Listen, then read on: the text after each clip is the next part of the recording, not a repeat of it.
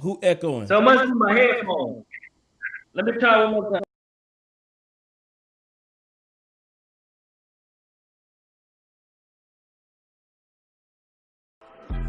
Welcome to the Real Shit Real Estate Podcast. Here to provide you with real shit and valuable content to change your financial future and generations to come. Please welcome your host, Byron the Investor, real estate entrepreneur from Houston, Texas. Oneil J. Parker, real estate entrepreneur from Lafayette, Louisiana. Byron Sellers, one half of the mobile home elite investors, straight from the Shyt. Welcome to today's show.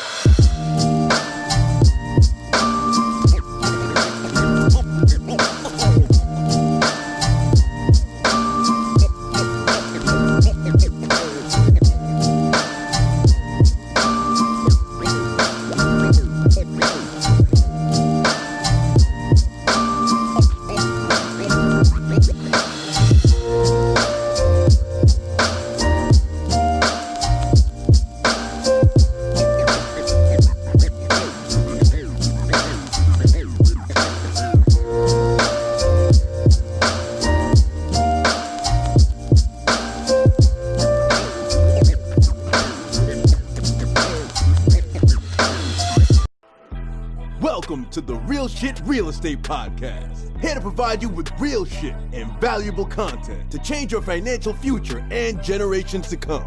Please welcome your host, Byron the Investor, real estate entrepreneur from Houston, Texas. Oneil J. Parker, real estate entrepreneur from Lafayette, Louisiana. Byron Sellers, one half of the mobile home elite investors, straight from the Shyt. Welcome to today's show. What's good? What's up, everybody? I'm good. What up? Can y'all hear me? I can hear you clear. We good. Yes, indeed. We're good. What's up, everybody? We appreciate y'all waiting. Yeah, man. We had a few technical difficulties. Just a little bit. You know what I mean? And they want us to be great. We here now, though. Yeah, we in this joint. But for everybody that's in here, could y'all please let us be up front? Yes, indeed.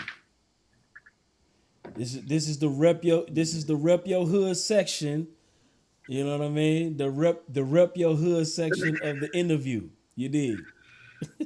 You gonna put that call number on what? Yeah, I'm gonna throw it up here, man. So we're gonna be taking calls on this one. So make sure that you know, if you got a question and you want us to analyze or break something down after we get through with the intro of everything, hey, holler at us. You know what I mean?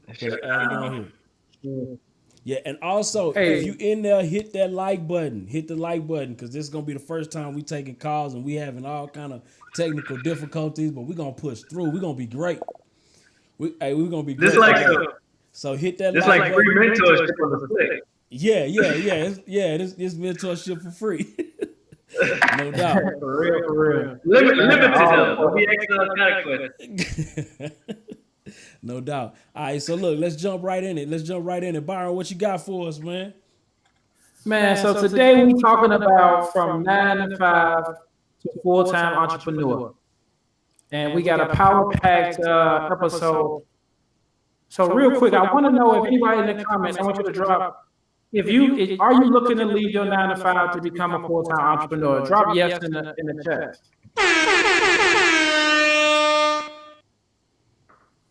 I want to see who all about that, man. Yeah, so here I got an echo. You got an echo? echo? We got an echo. I don't hear an echo.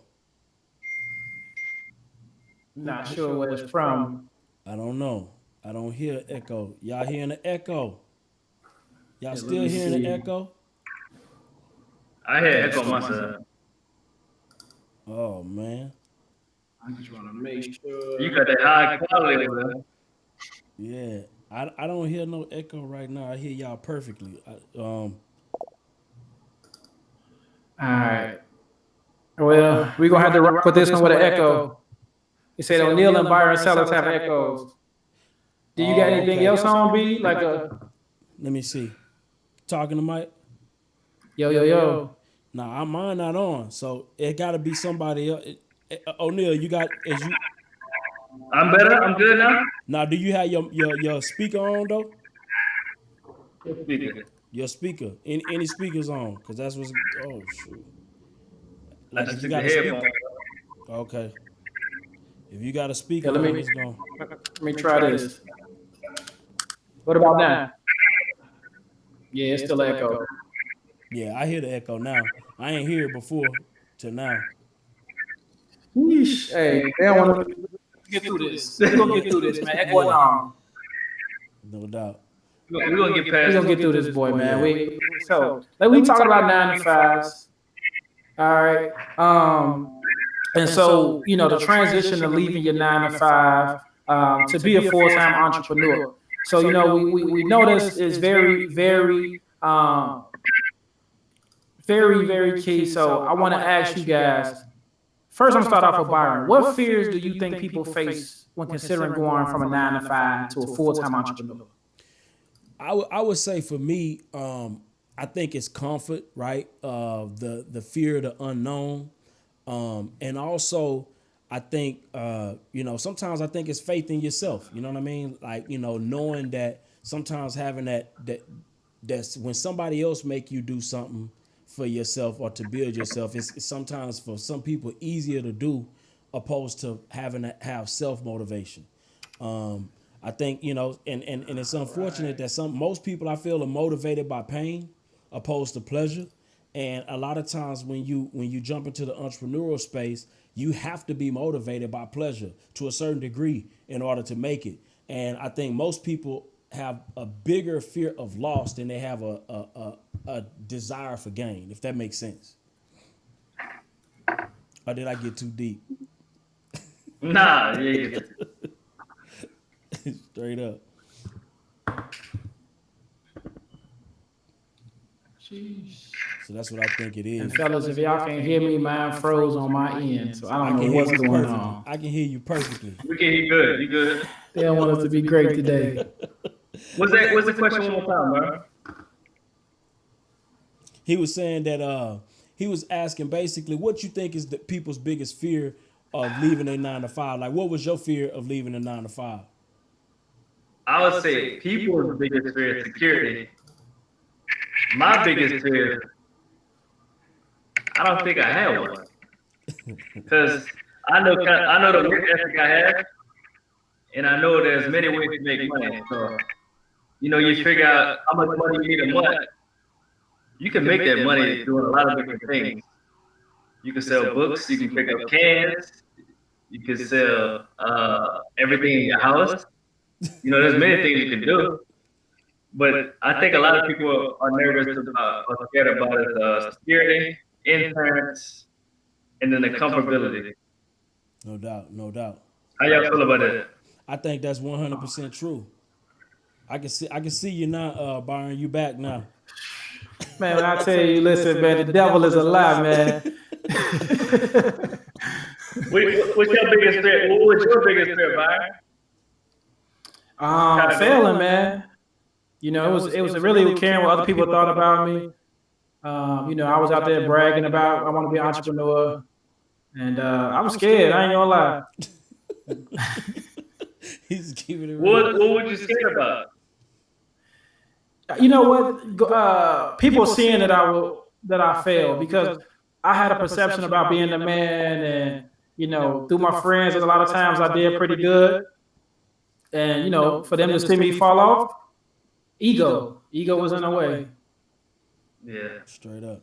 I think failure is huge though. Like, let's just say, so you know, living a good life, you quit your job, and then everything just go bad. That's just a fucked up situation. And then you had to eat that humble pie and go back to all the people. Then you got knocked back at their door. Can I have my job back? Man, That's the most embarrassing part. Yeah. But you know, it is what it is. You gotta do what you gotta do. Yeah, for real. Myself, I wouldn't go back to the same company. Fuck that. You wouldn't do it? See, the way my pride set up, I don't give a damn. Like The way my pride set up, bro, like if I got a good job, you know what I mean, and I gotta just go back and get it out the mud and save back up again, I eat that humble pie. I ain't worried about it, man. But you know what's crazy about it? I think if that would happen, you'll be a lot better on the second go around. Oh yeah, hands down. Because you learned a lot of different lessons. Hopefully, the first time. No doubt. Yeah, for sure, man. No, that's. So, I'm gonna ask y'all this. What you got? At what point in your career did you decide you wanted to be a full-time entrepreneur? Me, when I got my job, probably like the first 6 months in, right? So I was with the company I was with for 5 years and like 7 months. So I always had my mind like life is bigger than working for somebody else. And making at the time when I quit, I was making like right at $9,000 on 40 hours. I knew, You man, 100,000 for a year? Yeah. That's terrible. You say 90,000? I was making like between 90 and 95, something like that. He said that's on 40 terrible. hours. With overtime and shit, I'm way over 6 figures. But I really, if they had it, I'd take it, but I wasn't pressing for it. Yeah. You know what I'm saying? Hey, everybody ain't able, man. But- Everybody ain't able to do 100 bands and be like, you know what I mean? That's terrible. But Byron, think about it. Where we are now, 100,000 a year. Yeah. When you could do that in a month. That's trash. Yeah. Hey, Oneil, you pissing some people off on here though. No. I'm not saying it like that. I'm just saying. Once you get that mindset, that's like, you know what I mean? That's true though. Cause I hate to say it like that, though. I'm not that type of person. Because 100,000 is a lot of people, but realistically, it's not. it's not. Yeah. And the thing Because about you it, got tax. and that's another thing is like I never knew, you feel me, like it's like sometimes you get stuck in feeling like one thing I noticed about people that work a lot of times is they feel like they know everything. Like you feel like you figured it out already, and you feel like rich people are like something different, right? So naturally, because people want to feel a level of self-confidence in themselves, right? So naturally they make people who are successful something other. You know what I mean? In order so they can just feel good about what they doing. But in the reality, it's like you really can do 6 figures in a month consistently and maybe even $1 million a month consistently. Like that is very possible, and it's not even really that far-fetched. I think the main thing is just when you get around people who doing it, for one, right? That's gonna change the game, because when you get around folk that's doing it, that's making it happen on a consistent basis, you realize these regular people, like they regular people putting up like crazy numbers what I make in a year in a month, and sometimes even more. And they not necessarily smarter than me. They just kind of like betting on themselves differently than what I was betting on myself.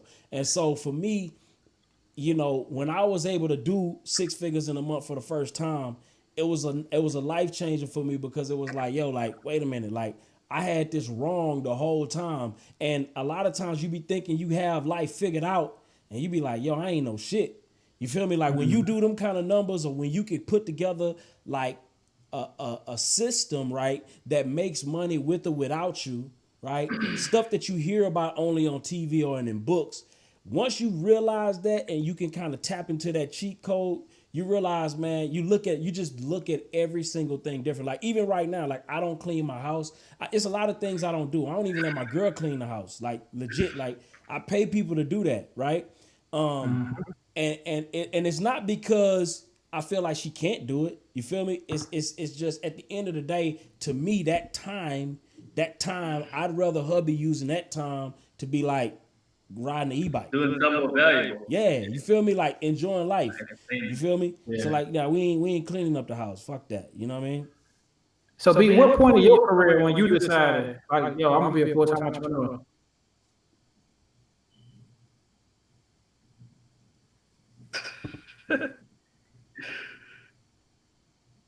He can't probably. Hold Can up, you hear us, B? Oh yeah, I can hear you. I can hear you. I thought you was asking Oh, us too. no, I was asking you. I said, what point did you decide Oh, that you want to be a I full-time think entrepreneur? honestly, I've always wanted to be a full-time entrepreneur. I've never wanted to be anything different. I think I just failed so many times growing up that it was like, you know, I just would bounce back and forth. It was always a bounce back and forth, but it was never, ever, ever in my life I felt like I wanted to do anything but be an entrepreneur. Since I was a kid, like literally, it was just always I would come up, right? I'd come up, I'd make a lot of money, and then I'd fall off. Something crazy would happen. You know what I mean? And then what I realized through my journey is just I just got better. I just got better. Like I instead of trying to figure stuff out on my own, I start tapping into other people. Instead of trying to leverage my own money, you know what I mean? Because a lot of times I would just use my own money for everything. Or I would try to leverage my own for everything. I got better at using other people's money, right? And leveraging that. So it was just some things, some mindset things, because I didn't grow up, right, with parents that were business people. So it was a lot of things that I didn't even know that I didn't know. I just knew deep down inside I wanted to do great things. And that's always been a dream of mine. And I always wanted to be an entrepreneur. I always wanted to do that. I just really didn't know. I had a knowledge deficit about the way money works and about the way you build wealth, you know, over time. So I think that was my biggest hurdle growing up. I got a question for you guys. So we got some people watching. Of course, some people in here have full-time jobs. What do y'all think is the biggest keys they should be doing now on the job so they can transition to be a full-time entrepreneur? Like, what's some things they could be doing? Start now. Start now. The momentum. You gotta start. You gotta start somewhere. Use your job as an investment. Like look at it like, yo, I'm working. This is my investment money, and that right there can change your whole work. Even if you hate your job, you're like, yo, this is my investment money. This is me investing into my business. So when you get a chance, now you can plan out your retirement day for your 9 to 5.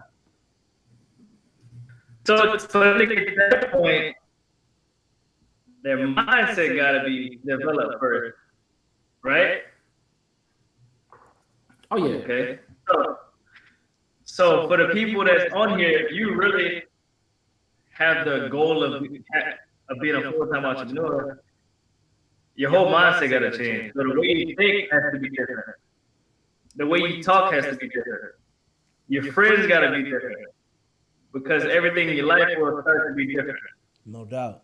The free time that you have, your hour lunch break, should not be enjoyed by eating a burger or Burger King. You should be feeding your brain with education, knowledge. How could I get this money? How could I get around people that's doing what I want to do? How could I get the next deal? How could I buy this next property? How could I get more mentorship? How could I get more money? How could I get a raise at my job? Because how you act in your job or how you act how you act when you're full time.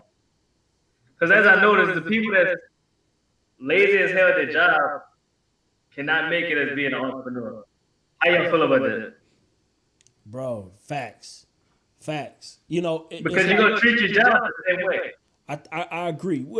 I agree, and then some people I disagree in the sense that some people do kind of treasure their own a little bit better. But honestly, for me, I go hard. Like so, for me, I always went hard at my jobs. Like I ain't just looking to like slack. If I can go hard and add value, I'ma add value, bro. Because to me, you know, especially being an entrepreneur that's hired people, it's like, bro, it's nothing worse than somebody riding on your clock. Like, you know what I mean? And you knowing or operating at like 50% of their potential.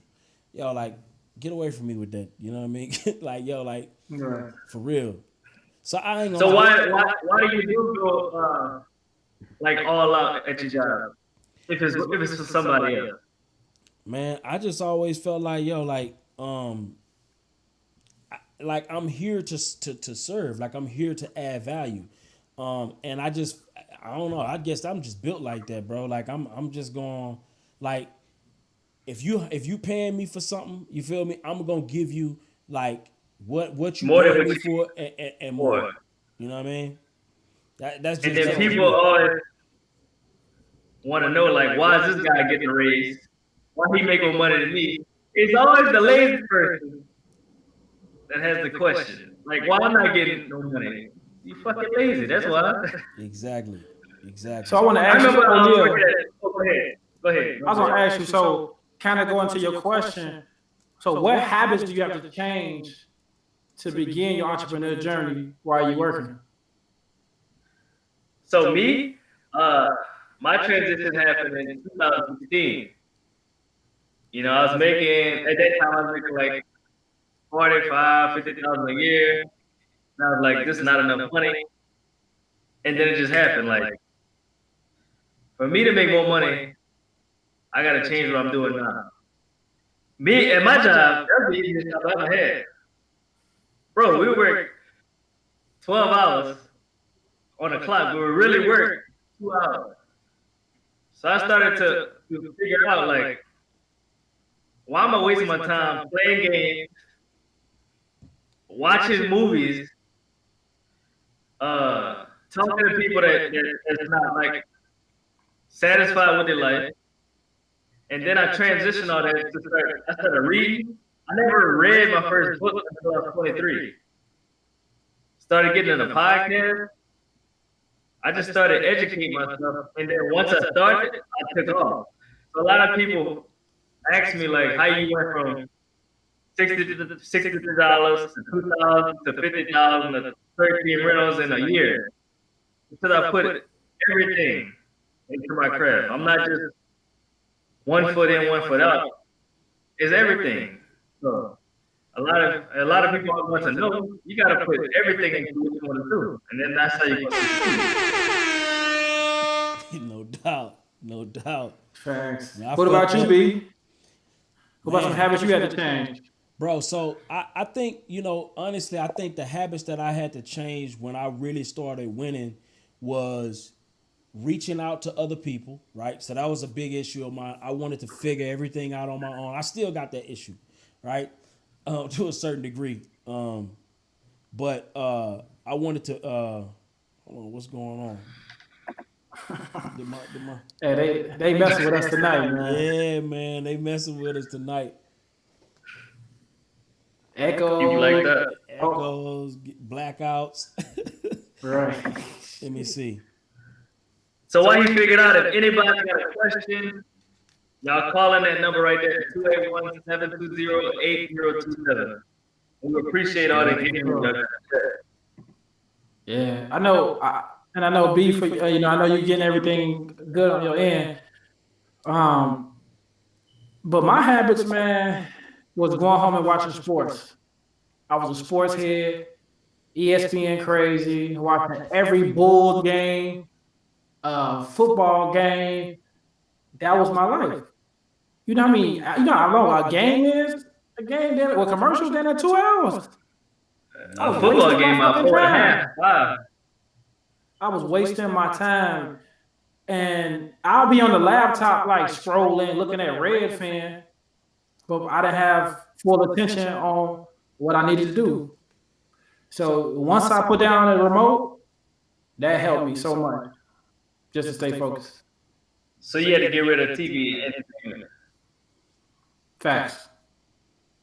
You know what really helped a lot of people is basically just learn about the basic level of financial literacy. You know, you can ask like 100 people, what's their credit score? Maybe 20 people know. You can ask people, what's the credit bureau? I think maybe 5 people know all 3 of them. Well, they really got more than 3, but the main 3. People don't know the basics of financial literacy. I think we got a call from there. We got a call. Basics, you'd be better off. People don't even know how much they bill are. All right, y'all gonna have to mute on the other end if you got the if we take the call, you got to turn your Your sound down in the background. Who we got on the line? Let's go. I'm excited. Yes, Alicia. indeed. Yes. So, quick question for you, Byron, the investor. How's it going today? That's going pretty good. Good, good. I have a general question about a wholesale deal. It's over on the West Coast, but it's a specialty because it has an addition. Okay. Okay, so the addition is permitted, but not listed, like the extra 3 bedrooms is not listed.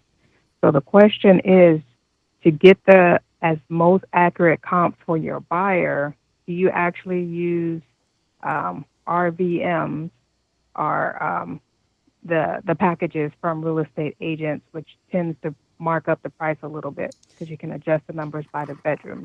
Yeah. So what I'm gonna do for that is you want to get a program called Propelio. Propelio is what you want to use. Yeah, because on Propelio, what you could do is you could pull up the cash buyers, and I actually have a free trial. I'm gonna probably put it in my in the chat here, but Propelio is gonna give you what the cash buyers are paying for that particular property, and it's gonna give you the comps. So you get both. Okay. Yeah, so I wouldn't not to say that realtors can give bad comps, because I think realtors can give some good comps. The problem, I'm sorry, PropStream. I'm sorry. I'm thinking about the Texas version. My bad. PropStream. You ever heard of PropStream? Actually, I use PropStream to do the comp, Mm-hmm. and the base comp is fine. Mm-hmm. But the issue is it's so low because I'm missing 3 bedrooms Gotcha. So, because of the addition. gotcha. So that's why I went to the agent to pull everything. So how many because there's bedrooms is nothing it that's total? frequently sold. How many bedrooms is it total? It totals 7, but tax records say 4. Gotcha. All right, so you got a couple issues. Yes. Being that it's an addition, right? You know, and I'm not hating on additions because it depends on how the addition looks. But a lot of times when you get over, like, I say 4 bedrooms, it's not like you're going to necessarily add value because it becomes what they call a niche property. You'd be better off sometimes like marketing that as like an office, you know, then because some people don't see a value in like 7 bedrooms. People don't see a value in that. So I would say I would market that as like 4 bedrooms, a game room, whatever, you know, office, you know what I mean, and something else. I would do that. That's what I would do if it was my deal, because once you get into that 7 bedroom, and then on top of that, additions can sometimes have a negative, like people kind of associate, because then they look at it as how good is the work? You know, did they add an addition like and mess up something, or you know, is the, you know what I mean? Those kind of issues. Yeah. Especially if the addition is not on the tax record, so that means they didn't pull proper permits. So Well, it's on the tax record, but it's not being counted. So it does legally say addition added, but it doesn't count the bedroom. But it doesn't count them. Yeah, so that means that somebody didn't do everything they were supposed to do. Yeah, because typically if you do an addition, you're supposed to submit those plans. I just did an addition. It was actually a new construction, but it was an addition. So what you got to do is you got to submit those plans to the city, and then they got to approve those plans, and whatever those plans are, that's what it is. But what happens is a lot of people try to escape the permit process by not adding what they really making the addition, and they'll put something generic or they'll put something goofy on there just to not have to pay for the extra permits, but end up running into a situation kind of like what you in now. Okay. Yeah. Fair enough, but then basically the price would still stay the same then. Yeah, I would You run. just say- I would run the comps based on maybe like a 4 bedroom at most. Yeah. And then I would just throw that's in the other nothing ones. fun. Yeah, throw in the other ones as additional rooms. Okay, got it. Yeah. All right, thank you so much. Thank Appreciate you. it. Thank and you. appreciate you guys. No doubt. Thank you for Right. calling in. Yeah. First call. Yes, indeed. Good feedback. We got some good whatchamacallits, man. Molin said he say I may have just made $100K on one. Wow, that is crazy. That is crazy. So I would love to hear about this deal, Molin. Like I would love to hear about this deal you're talking about. Definitely. Yeah. So what else we got? So I know, man, And we I got know some we're good gonna hear about questions in there Molin's. too. Yeah, definitely hear about Molin's call. And I'll say we should probably hit a few of these questions towards probably a few questions, but I'm gonna say, so what were some obstacles you faced? I'm gonna ask you this, Byron. What were some obstacles you faced during your transition from 9 to 5 to entrepreneurship? I'm gonna be honest with you. I really, even though I still work from time to time now to keep my license active, I may work maybe one time a week, sometimes like 2 times a month to keep my license active. But to be honest, it really wasn't a transition for me. It wasn't a transition for me because I put myself on salary with the company. And, and this year we're actually, giving full benefits. We'll have full benefits with the company and everything. So it wasn't really, it was a smooth transition for me. Oh, that's dope. Yeah. What about you, Oneil? No, you said it was ask the question. So my bad. So what were some obstacles you faced in your transition from 9 to 5 to yes, hold on 1 second, Mo. All right, bro. The biggest obstacle was while having a job is actually getting at the job. So I would have to do everything remotely. But there wasn't really a problem. And once I quit to get full time, it wasn't really bad or obstacle because I'm disciplined. So I made myself a schedule for the second day out. Like 5 o'clock, I'm waking up. 5:30, I'm in the gym. 6:30, I'm out the gym. 6:45, I'm in the house. Wow. 6:45, I'm in the shower. 7 o'clock, I'm out the shower. 7:30, I'm on the way out. And that's from day 2. So if you're gonna have that transition, you have to stay and train your mind that you're still at the 9 to 5, but you're at your own 9 to 5. Because that's the only way you can continue to grow. No doubt. Hey, we got Molin on the line right now. Molin, you want to share some knowledge on this $100,000 deal? I definitely want to hear about this. What's going on? Absolutely. What's up, Molin? Absolutely. Thanks for having me on, gents. I appreciate it. We appreciate you coming on every week, man.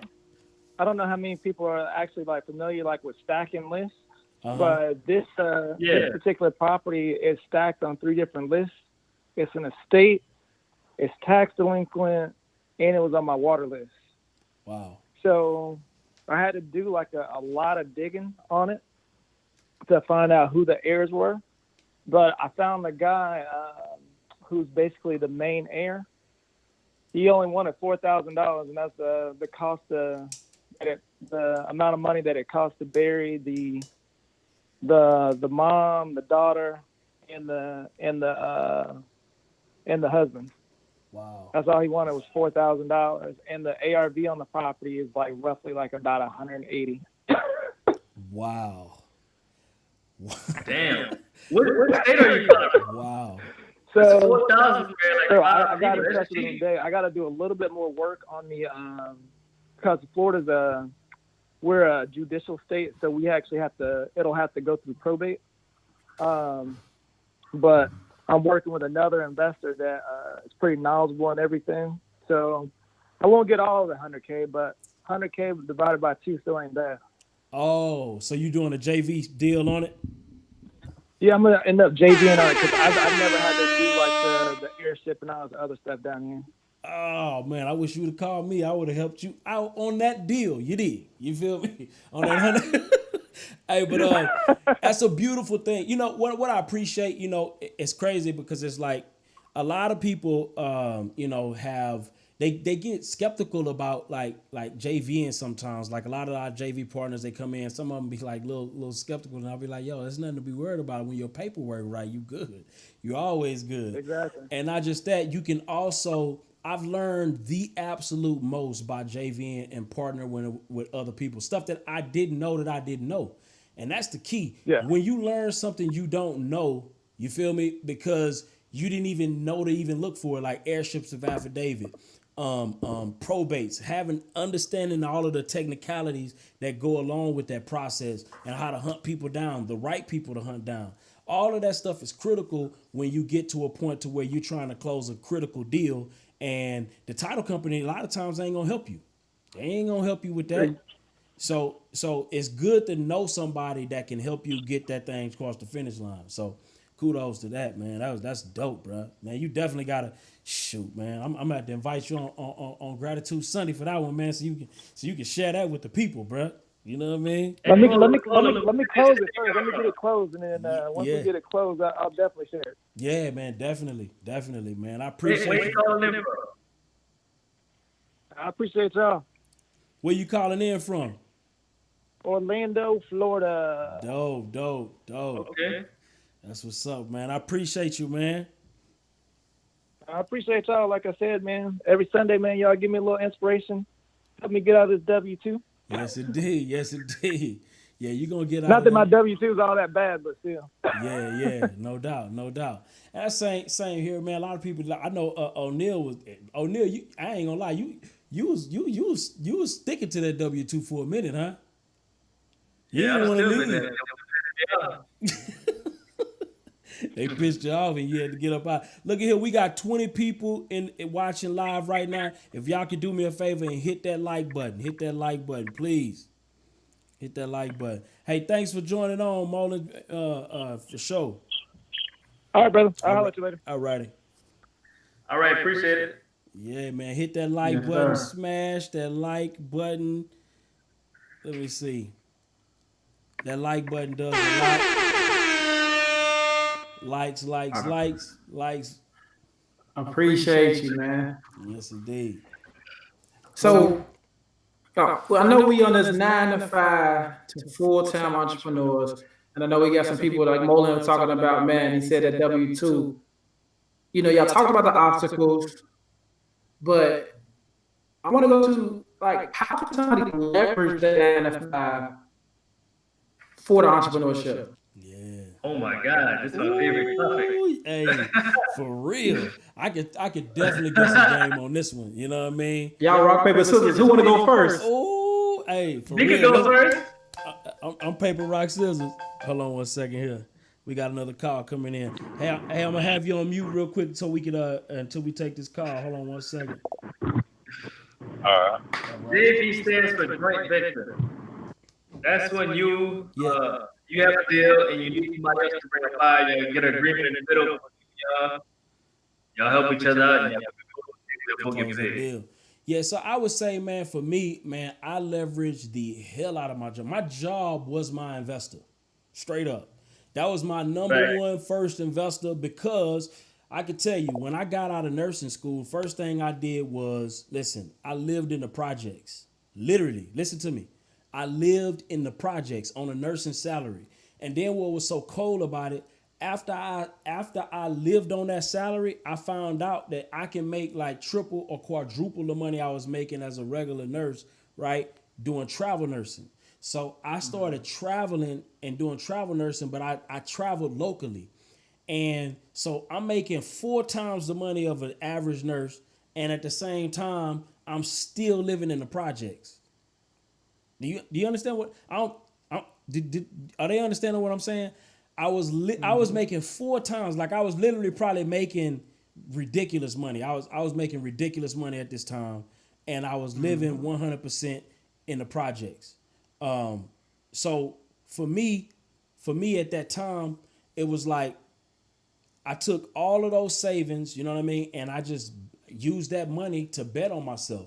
And I would throw money in all kind of shit, like just whatever. If it failed, it failed, whatever. Like I throw it in it, you know what I mean? Throw it in it. And then I stumbled upon real estate. You know, my first thing was I was gonna do like subways and stuff like that, and I said, nah, that just they don't make the money that it looked like it's glamorized to be. And I just looked at real estate. You feel me? I'm like, yo, I got infinite possibilities with this as long as I'm creative, right? And as long as I can kind of, you know, get connected to the right sources and the right people, I got endless possibilities. So what I did was I made a quick transition to real estate. I dropped like 20 bands on my education. And it was probably some of the best 20 bands I ever spent. I've made that countless times over. Do I think you need to spend 20 bands today? I don't think you do. But then again, if I had to do it all over again to learn and get in the network that I had to get in the network with to get what I needed, I'd do it again. You know, even though I don't feel like you need to, but you know, it is what it is. So I would say my job was 100% my first investor. And if I was to ever go broke again, I'm gonna get another job and let that be my investor. I just downsize my living. You know, I'd probably move out of downtown, you know, downgrade a lot of shit and, man, get it out the mud again. I feel you. What about you, Oneil? How'd you leverage your 9 to 5?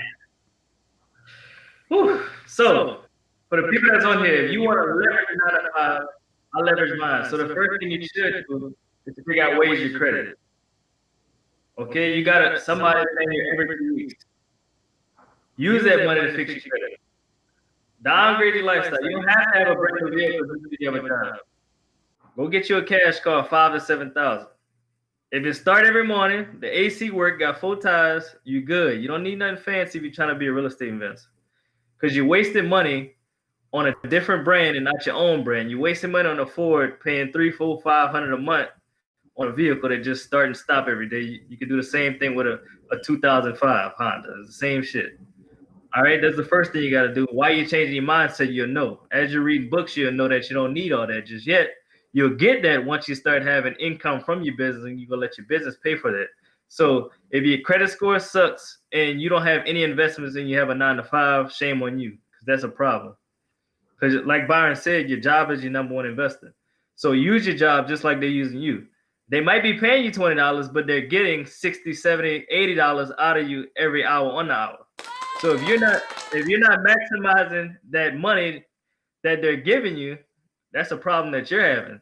Don't get mad at them because they're paying you $20 and your bills is, let's just say, $1,000, $2,000 a month.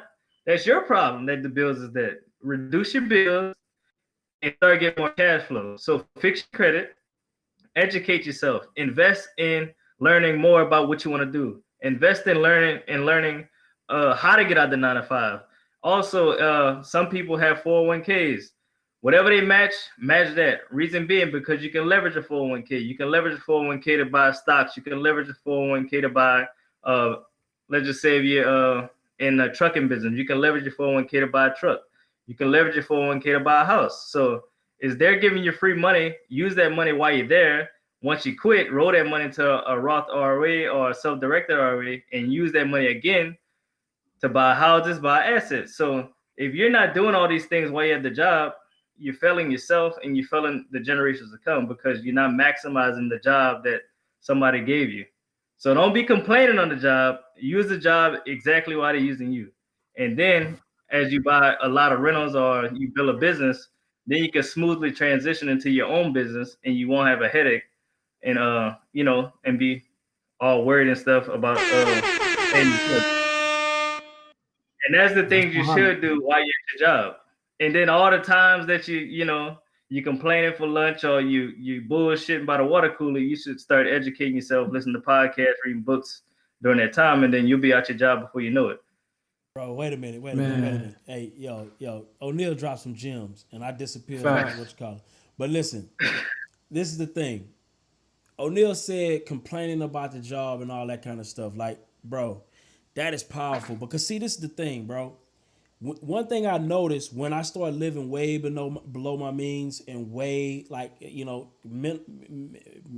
a minimalist lifestyle, I complained. I was happy because I had so much overflow and I saw the big picture. It was almost like, I know for one that every time I go to work, I'm just fattening my bank account, literally. Like most of my at one point, bro, I was living on like 30% of my income. Listen to what I'm saying. So 30% of my check went to my bills. 70% of my check went to my savings account. Do you understand that? And so when you go to 70% of your income, your whole vibe be different when you go to work. It literally do, because you're like, yo, I'm winning. And if they fired me today, bro, like I'm good for at least a year or two. You feel me? So the attitude is just completely different when you learn those, those tenets. And when you learn those tenets, bro, like I ain't gonna say it's impossible to fail in business. But I can tell you one thing, it's very difficult to fail at business. When you can maintain that level of discipline, bro, yeah, anything is literally possible. And that's the truth. No, that's a fact, man. And I would say everything Oneil was saying, I love about it. I was the total opposite, right? I was the person that when I was working, I was living check to check, trying to look good. I went out whenever I could, spending my last, going to the bars Friday nights, Saturday nights, not having a dollar, spending $565 on a Cadillac, and my check was probably like $1,300 every 2 weeks. My rent was $1,000. I did all the stuff to try to look good, try to keep up with the Joneses, right? For perception. And exactly like Oneil said, if you was in my position, you're gonna be broke. You're gonna continue being broke. But if you change the mindset, like how Byron said, living off 30% of his income, Oneil using his job and leveraging that, and understanding what he had to scale back, that's the right mindset. So don't be like me when I was working. Oh, that echo went off. Yeah. Yes, indeed. That was nice. And another thing, y'all have to realize, whatever business y'all want to go into, y'all got to realize, dissect the business. What does it take to get where I want to be? I'm in real estate, so I know banks love W-2s. Bank loves when a person has checks coming in every 2 weeks. So once I figured that out, I was like, oh shit, I could buy a house with no money, use the bank, and get, if you have a decent credit score and you have a W-2, banks will give you money all day long. So like I said, if you want to get in real estate, leverage a job while you have it. Let's just say you make it $2,000 a month. Buy damn 5 rentals, make it $1,000 a month. Then you don't need the job. But keep the job until you really get where you want to be, because by you having a job, you're 1 foot up getting that money that you need to buy more rentals. So keep your job to get where you want to get, and then walk away whenever you want. So you can walk away peacefully without trying to struggle, just to say you quit. I was never that type of person that wanted to quit my job, leaving the job, just saying I quit. I'm a struggle. I want to struggle to my success. That doesn't make sense to me. If I can smoothly transition, walk into a successful business, that's a lot smarter than me quitting, starting from fucking zero. That's stupid. I don't know why people brag about shit like that, but that's just my opinion. Yeah, I was a dumbass that did that. Hey, you gotta find. This is part of my story, though, man. Hey, it makes my story look hard. That's all. No doubt. Somebody said something good. Cancel cable, cancel DirecTV. Yeah, because DirecTV high. Yeah, and nowadays, I mean, if you want to watch TV, you shouldn't even be paying for cable. You better fire stick that boy up and hack that boy if that's if you're a TV watcher. But at the end of the day, man, you shouldn't be spending that money. Oh, man, seriously. Get you an Audible subscription. You're right, $14.99 a month. Listen to audiobooks. Get those subscriptions. So I know how we talked about how you can leverage it. Like, this is a simple question, right? What point did you decide like ain't no going back? Who, me? To full time. Like I'm not working no more, no 9 to 5. What was your point? You like, I ain't turning back. Mine was like a year ago. So I was just chilling until then. So 3 months before I quit, I told myself, When they tell me something stupid, I'm out. So that's all I was waiting for. As soon as they told me something stupid, I was out. It was no thinking about it. Dunzo. It was it. I'm out. I ain't even prayed about it. I was like, God, send me a sign. Bam, the sign came. I'm out this bitch. What about you, B? When was your point? You like, man, I ain't doing 9 to 5. I'll come in and give y'all an hour for the month. Yeah. You know, for me, bro, it was more like once I really just saw the kind of money that I can make, you know what I mean? It just changed my mindset. I'm just like, yo, like, how could I ever? Like, so for me, it was more of a like, and like I said, I was already, I would say, financially disciplined. I'd grown that skill, because I do think it's really a skill. I don't think it's something that you born with. I think it's something that you practice at and you get good at once you kind of train yourself to that level of discipline. But once I developed the financial muscles necessary to be financially disciplined, and I started making big money, I was just like, yo, like, this don't even make sense. It doesn't make sense. Like, even now, me going in and working, like when I work, it doesn't make financial sense for me. But at the same time, I enjoy what I do, right? I enjoy what I do, and at the same time, it's like I get to maintain my little license. You know what I mean? And that's just something I just worked hard for. It's personal to me. It don't have to make sense to everybody. Like, I just want to keep my license until I don't. And when I get tired of it, then I'll let it. I probably still won't let it go. Honestly, I probably still won't. I'm gonna figure out a way to kind of keep it active. But that's just me. It ain't something that's rational. It's just something I like. You know what I mean? So. No, that's 100. And I know we got a call on the line, so I'm gonna say something real quick because I don't want to get them on there. But for me, it was being fired. I've been fired 4 times. So I'm like, y'all don't care about me. But I was defiant, bro. I walked to every job like, y'all can't afford me. Why am I doing this? Like, dead serious. Like, I was cocky. I remember telling my manager, like, I ain't doing that. You do that. You don't pay me enough. I used to talk to managers crazy because I looked at like, you don't pay me. Yeah. The company pays me. You a worker just like me. You manage my work. So don't give me no extra shit. And I used to talk to managers just like that. And I've been fired so many times because I've been had the entrepreneur mindset, but I was just scared. So when I got fired the last time, I'm like, fuck this shit. I'm gonna figure it out. I had no plan, but I figured it out though. That's dope. And you made it. Hell yeah. Ain't no way in hell I'll go back. You can't offer, the motherfucker offered me $1 billion to work. I'm gonna say kiss my ass because I'm worth $6 billion. Fuck out of here.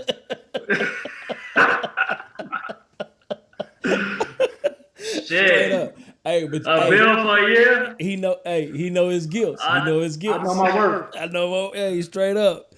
Hey, and the thing about it is, I think, you know, and Byron touched on something, because, you know, the thing about it is, more than anything for me, is the freedom aspect.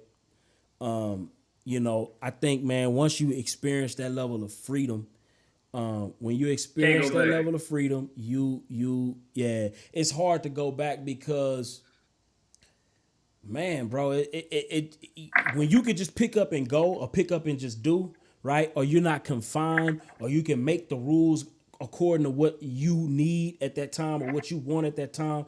It changes everything, man. It just changes everything. So, you know, for me, it was always that freedom piece. You know what I mean? I can't lie. The time passed by so fast. Oh, man. That shit like you is ain't work your job, did you? Huh? It feel like you ain't even work your job. Nigga, boy, that time passed by so fast. I think we got a call. Let me see. Who we got on the line? You still on the line? Hello? Yes, indeed. You still on the line? This is T. Davis. T. Can you hear Davis? Yeah, I can hear you. Cool. T. Davis from Houston. What's going on, y'all? Oh, what's good, man? T. Davis, man. H-Time stand up, man. What up, King? Yes, sir. Yes, sir. Man, I want to say I appreciate the gems out dropping, man. No doubt. Byron, we know we went into each other time in the city at different events. Oh, yeah. Oneil, I met you one time through Chris Senegal at actually Byron and Byron's last event. But I haven't met Mr. Sellers, so I want to say salute to you too, man. I like how you moving with your queen, bro. Y'all all making big moves out here. You know, Right. no Yeah, doubt. man, we appreciate you coming on, bro. Cool. Yeah. So I got a quick question. I got a situation where this is a for sale by owner, but they're actually looking to get, I guess, full retail value, and the property is move-in condition, it's ready, but it's not 2020 standard. What kind of structure of a deal would you put together for something like that? Would that be like a hotel type play, or what's your opinion on that? Run the numbers again. What run the numbers? No, it's a property to where they're looking to get full retail value for it, and the property is move-in ready, but it's not the marble countertops, bathrooms, and all that is like brand new. Mm-hmm. Would that be some type of hotel play, or how would you structure that exactly? Yeah, so when you don't have an equity play in it, you feel me? It's hard to make money on it. You know what I mean? So for me, I'm kind of like, you know, unless it's cheap enough to do like a owner finance type deal and you take it over sub 2, that's the only value something like that I have for me. Other than that, man, I ain't really just trying to see it. And it could be the fact that at the end of the day, my investment position is like, yo, I really only want to deal with high equity, great deals. I'm good on passing up on a deal. Like I'm fine with that. I'm all the way fine. Like if it ain't like a slam dunk, I ain't excited. I ain't excited. You feel me? Cause one thing I've learned about like bad deals is you end up spending more time on bad deals just to make little to no profit or piss somebody off. Cause you can't deliver. So for me, I stay away from those, man, and I just kind of let a realtor deal with something like that. You know what I mean? And put it on the market. For me, Okay, gotcha. That's what I was leaning towards. Like you say, I suggest doing it on the finance, but of course, they actually moving to Mexico, so they want to just wipe their hands and be done with it. But the house is paid off, so it's actually no mortgage and nothing to take over subject to. Oh, so I was shit. wondering, On like, the you tapping finance. with the experts. on the finance there. On the finance that joint. And I would still try to give me some equity. Like I'm gonna still try to give me some equity even on the finance, because the equity on the finance is where you're gonna make your money. When you wrap it and you turn around and wrap that joint, you know what I mean? You're going to still want like a decent amount of equity in there. You know what I mean? So for me, I'm always, anytime I'm on a financing or doing a subject to, right? Or whatever, however I structure that deal, I'm going to want to make at least 20% on whatever I'm spending on that monthly payment. If it ain't 20% or better, I don't want to fool with it. So let's say if I got a house that's worth $200,000, right? Let's say $100,000 house, right? And the rent amount needs to be at least about $1,500, you know what I mean? Somewhere up in there for me to even want to fool with it. $1,400, something like that. If it's less than that, then, you know, it start getting into that zone of like, you know, I ain't too excited. I'm thinking about, you know, passing that to somebody else and figuring out another play, maybe passing it to a realtor and then maybe, you know, getting like a commission on that. Like, you know, like a kickback or something. Right. That may be the best bet because he's not really interested in doing nothing on terms. He's trying to leave the country. Yeah. So that's the motivation. But then again, it's not just abandon or distress. So I guess it may be a play for a real, most likely. No doubt. Very cool. Man, I appreciate y'all, man. It's crazy that the topic of the conversation tonight is from 9 to 5 to full-time. What's crazy is, man, my job just let me go this past Wednesday on 11/11. Wow. Congratulations, right? I know, right? Appreciate it. And you got to do it. Looking forward to it because now I got my full schedule to grind and mash, so I'm definitely looking forward to it. No doubt. Hey, man. Put your foot on the gas. The fourth quarter. Straight up. Right. You're going to be all right. And look how God. Oh, yeah, no doubt, most definitely. And look how God worked. They let me go on 11/11. On Friday the 13th, I got a contract signed. See? Just that quick, bro. Won't he do it? All the time. No doubt. Hey, man, I appreciate you dropping that on us, man. Most definitely. I Did you appreciate y'all, learn man. Y'all keep doing your thing. No doubt. Did you learn something tonight before you go? All right. Oh, he already I guess got it's good. Yeah. You can hear me? Somebody mad with us. They say it's way too much cussing. Look here, man. I ain't gonna even lie to you. I'm gonna say this. The name is called Real Shit Real Estate. Exactly. So, I'm gonna be honest. I never met a millionaire that don't cuss, other than TD Jakes. So, and we don't know what he do on his side time. Yeah, he probably cursing when he not at work. So we appreciate you tuning in, though. You know what I'm saying? But it's raw, real, and this is the way we gonna get it. Yeah. You know what I mean? They got plenty of other podcasts out there, you know, for people who like it. PG and fake. You know what I mean? PG and fake. This is real life, real honest, real stories. It's zero fluff here. You feel me? So and we don't care about class, man. I'll be honest, man. We ourselves. That's what makes us real. We authentic. Straight up. I'm never gonna go to change switch up. You know what I'm saying? So we appreciate you. We hope you learn something, though. And you always know it's more. We want your success to be. All right, cool. We got to follow him. Yeah. Don't cut us out, Dale. Let me see. Hold on 1 second. Hello, you know you live on the internet right now. What's going on? Oh. You live right now. What do you mean I'm live? You live on YouTube. What do you mean how? You live right now. You live on the podcast. What question you got for us? Oh, you really? Yes, indeed. This is Miss Rachel. She's our transaction coordinator. You know, she's probably calling me to tell me about a deal, but we live on YouTube right now. Hey everybody. What's up, Miss Rachel? Hey everybody. We doing well. Yes, indeed. We're trying to we almost got 200 leads. Wow. This month. And we're shooting for $200,000 a month. Yes, indeed. Podio is on point. Yes, indeed. So if you're not using Podio, you're being left behind. That'll work. I appreciate it. Man, we're doing really good. We have a great team. And I tell you, business is really picking up. I hate that so many people have lost jobs, but in the real estate business, it's booming. It's booming. Yes, indeed. Yeah, so I'm excited about the real estate business. That's my love. I tell you what, had I would have done a lot of things differently, but I'm retired now, and I started another something, which is real estate. But had I known about real estate before I started my career, I tell you what, I would have started in real estate and I would be a multimillionaire right now. Oh, yeah. No doubt. It's out here. It's definitely out here. The money is out here. Mm-hmm. And I thought Byron was playing about being on Facebook. No, he told me I was on live. Mm-hmm. You really on here. Yeah, I'm really on there. That's good. But I appreciate it. We finna get back. I got some more callers finna come in before we head out.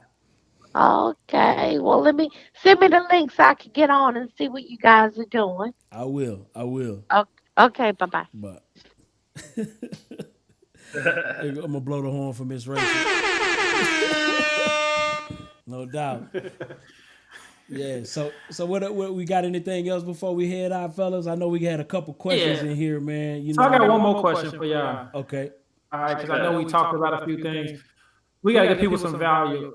What's some books or programs that y'all recommend for somebody looking to make that transition?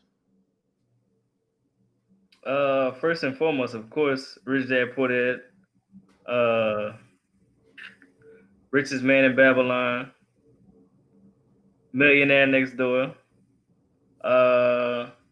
If people in real estate, The Millionaire, let's see what's the name of that book. The Millionaire Real Estate Investor. That's another one. Because that give you the whole blueprint of everything. Buy a million, own $1 million, cash flow $1 million, and then something else. So that's my tips. What about you, B? Books or programs? Any programs that you would recommend? All right. So I know we may be on a quick break, but No, I know I'm he here. I know he getting it together. I'm here. So look, I would say, of course, Rich Dad Poor Dad. If you're planning on scaling a business, you definitely want to get with traction, right? Traction is like a beast. Also, you want to look into if I would say program, I would say find people who are doing the business that you want to be into and get close to them people and figure out a way to add value. I think that's probably the See if they're really doing it. Exactly. That's probably the quickest way to really just win in the business. And yeah, of course, see if they really doing it first. You know what I mean?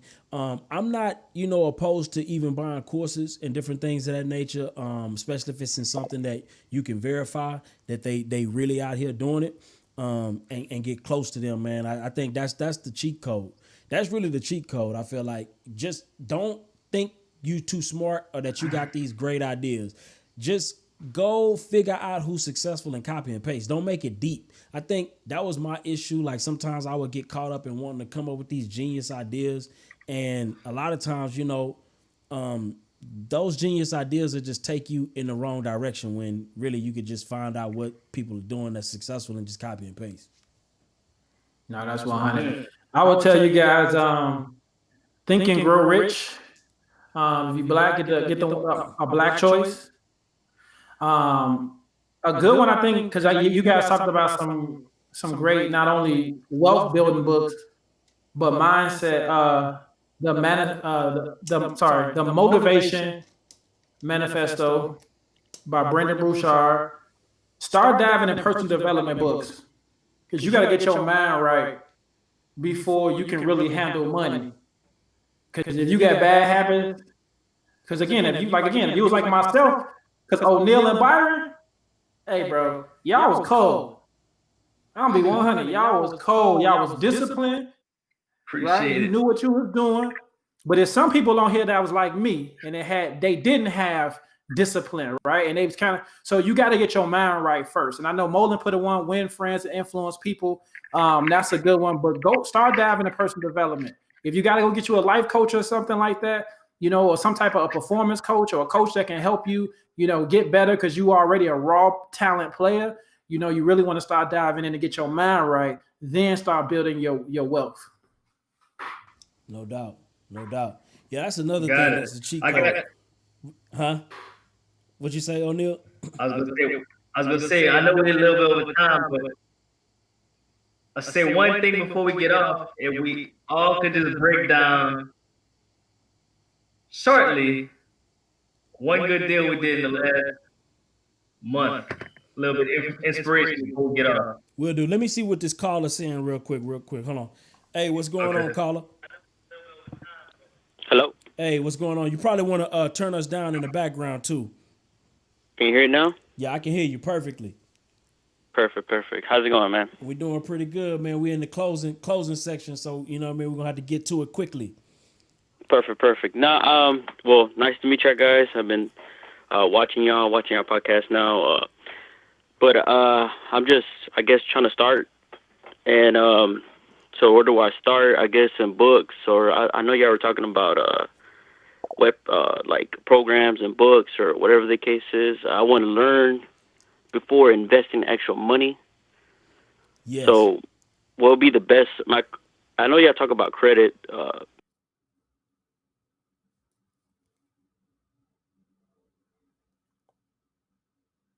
That's cool. I think for the most part, yeah, we kind of got to gather. Like basically, what do you start, right? You at that point where it's just like, yo, I'm ready to kind of jump off the porch, but before I invest my money.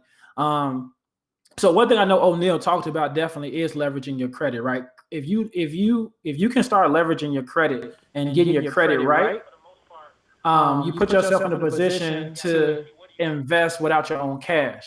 Now, I would tell you, if you look in the comments, I see Molin has actually dropped some good books, right? The Go-Giver, Purpose Driven Life. Start going on YouTube and start looking up like motivation. There's motivational video, Eric Thomas, Tony Robbins. Start really filling your mind, because you got to start breaking that fear-based things that come about, right? because it could be scary. But if you're able to start not only building confidence, right, and you're able to really start shifting your mindset and being able to break old habits, you put yourself in a position to be an amazing investor. No doubt. You want to add to that, Oneil? Oh, dang. You want to add to that? Oh no, my bad, I was on mute. I would say lock yourself in a room for a whole weekend. Figure out what you want to do. Dig deep into it. After the weekend, start on Monday, and don't be scared to fail. Yeah. And don't give up, because everything new is hard in the beginning. Don't try to figure out everything. Start where you are and just keep on going, and you'll learn faster as you're going, because you're failing. You can't figure things out. Because when you try to learn things, like a lot of different things, you really start to figure out how to get over that hurdle. So just start wherever you are, just keep going. No doubt. And that's how you start. Yeah, and then from there, man, start making friends, man, and try to add value, man. See ways you can add value. And it's not by going to somebody and say, how can I add value? You don't want to do that. You want to just get cool with them, figure out some of the things that they need, and just do it. Don't, because people don't know what you could, like, first of all, people be leery about people around them anyways. So I would say definitely don't go ask them, how can I add value? Just be around them and then figure out what they need and offer that service. You feel me? And then eventually, when you around and you're an asset to people, once you become an asset to people, they naturally will want to become an asset to you. And it's just a natural process of reciprocation. So definitely, that's the next step after you've done the work, like what Oneil was saying, and figured out exactly what you want for sure. Did that help in any way? Yeah, it did. It did. Mentally wise, yeah. Like I said, I'm just starting, so one of the most important thing right now is getting my credit up, and then as I'm doing that, I'm learning and try to see, like you said, what I want to do, and try the best, like learn from pros like y'all, try to get the best way, the learning curve. Yeah, man. And try my best not to make no mistakes, Exactly. And you're going to make mistakes. You're going to make mistakes. You know what I mean? A lot of them. For sure. But the thing about it is just don't give up on yourself when you make them. You know what I mean? That's the thing. And don't internalize them as a personal, like, a lot of times we'll make mistakes, right? And then we'll personally blame ourselves as if we are dumb or we can't do things. And really, to be honest, a lot of people made the same mistake that you made. You just didn't know what you didn't know. So don't take it personal, even your mistakes. Just be like, yo, like, I made the mistake. I learned something. This is a learning process. I mean, it was a learning opportunity for me. And next time I just know I'm going to be able to do that better. That's the attitude. Right. Just keep it business, not personal. Yeah. Don't blame yourself personally. Blame your knowledge deficit, right? And look at it as a learning opportunity, opposed to taking it personal. Oh, I'm a loser. I always fail. Woe is me. Don't do that shit. That's real easy to get caught up into, and that's how a lot of people end up quitting and losing big money in this business. Facts. Yeah. But yeah, man. Okay, perfect. No doubt, man. Thank you for calling in and checking us out, man. And keep tuning in. And if y'all will do, appreciate it, man. Appreciate all of y'all for all the knowledge, and I will do, man. You're great people, man. Great for all the knowledge and everything you're giving. You have a great night. Yes, sir. You too. You too. And I need credit repair, BOAenterprise.com. Yes, indeed. And also hit that like button, you guys. We're going to share some big deals real quick, and then we're going to get ready to head out. We are way over on the time, but you know what? I'm having fun. Yeah. So it's all good. But here's the deal. No doubt. Here's the deal. I would say let me see. What was one of our biggest deals? I would say, man, we had a deal where we made about 40 grand on the deal. And it was a house over in Vider, and it was a new construction. That was so crazy. It was a new construction, new build, and the issue with it was the seller had, like, it was in a flood zone. And you know, the property flooded, but it barely flooded, but it was a new construction. So he was just like, yo, like, you know, he was just distraught. He ran out of money. He couldn't finish what he was already doing. So we was able to pick those properties up, and literally, man, I'm talking about, it really wasn't like even a bad flood. It was like a minimal flood, like a very minimal flood. The properties were literally pretty much brand new, but he just rent, you know, it was one of those freak accidents where it's like, yo, you're in the middle of a hard money loan and then your property just get flooded. And I guess he just didn't have his insurance game on point, or he didn't have a flood insurance game on point. I don't know exactly what happened, but we was able to scoop that deal up for like a crazy low price. You know what I mean? And turned around, sold that joint, made 40 grand on it. Plus we was able to help him get out of the bad loan that he was in, because, you know, that money was that hard money loan was killing him. So it was like a win-win for all parties involved, man. And we was able to make that 39, I think it was like 39 something, right at 40 grand. You know what I mean? So yeah, that was a beauty. That was a beauty right there. That was a wholesale deal? Yeah, it was a wholesale deal. It was Man, quick that's too. amazing, bro. Congrats on that. And it wasn't even no drama. It was low drama. That, you know, usually when it's crazy. Like we be having some of the most drama on our $5,000 spread deals. It'd be like $1,000. it'd be like drama like out the wazoo. It's like, yo, you get a $39,000 deal, and it's like, you know what I mean? It's Smooth as butter. Smooth as butter. Yeah.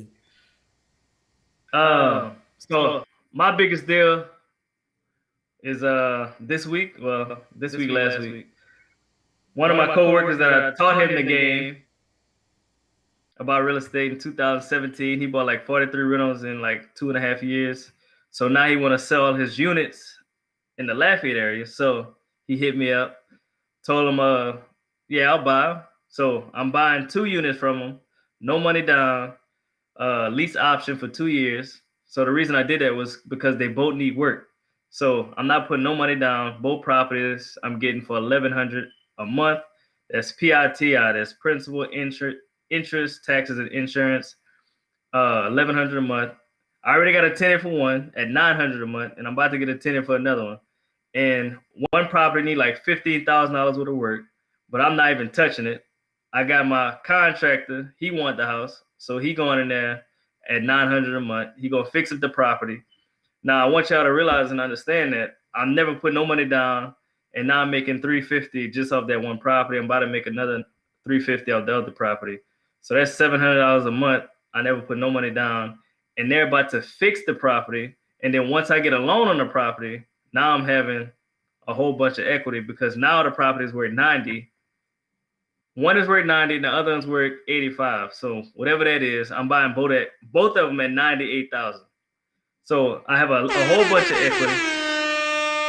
So contract about moving the house, updated, make it a 2021 house. So once I get my loan, I could take out $70,000, pay myself $20, and he's still gonna be paying the loan. So that's the deal that I just did. Wow. Hey, let's go, Brody. Let's go. What you got, Byron? What you got? Well, first of all, man, shout out Lyria, man. She was on the webinar tonight. I love it. She said she's gonna become a millionaire investing in mobile homes. So I love it, because keep that mindset. So, fellas, y'all remember how last week I announced that we had just got that 3-part deal, right? Yeah. And yes, sir. we were at 100. We had got for 166 units. I was wrong. What is it, about 220? Bro, you just hit it dead on the head, bro. When I counted the number of units when he brought it to me, that 166 was for just 2 parks. It was a whole, the third park was 58 units, so that we closed on, and he actually he closed it on Monday, bro. 220 units, right? So that just puts us up to 220, right? So now, think about it. I've been doing this for 3 years. Now we at 271 mobile home units, bro. And then I just got off the phone. We're looking to close another one in North Carolina, a 25 unit, bro. So yeah, listen, before the year, I am planning. I'm going for that 300 mark. We gonna be the largest African American mobile home investor in the country. We're gonna lay this money down. Where that hole at? No Let's hit the like button, y'all. Let's hit the like buttons. Hey, make sure y'all go share this with somebody, man. We're trying to get a lot more people in here next week. No doubt, no doubt. We're gonna be taking them calls too, man. We're gonna be breaking down some businesses. You did.